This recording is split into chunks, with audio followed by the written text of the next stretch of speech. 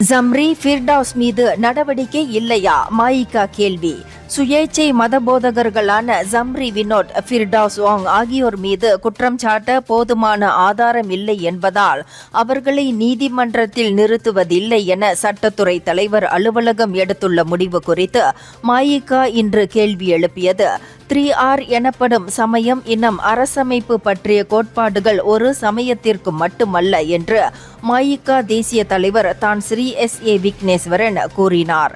மலேசியாவில் அனைத்து சமூகங்களையும் கடந்து சமய அமைதிக்காகவும் பொது அமைதிக்காகவும் சமூக ஒருமைப்பாட்டிற்காகவும் இந்த 3R கோட்பாடு கொண்டு வரப்பட்டிருப்பதை அவர் சுட்டிக்காட்டினார்.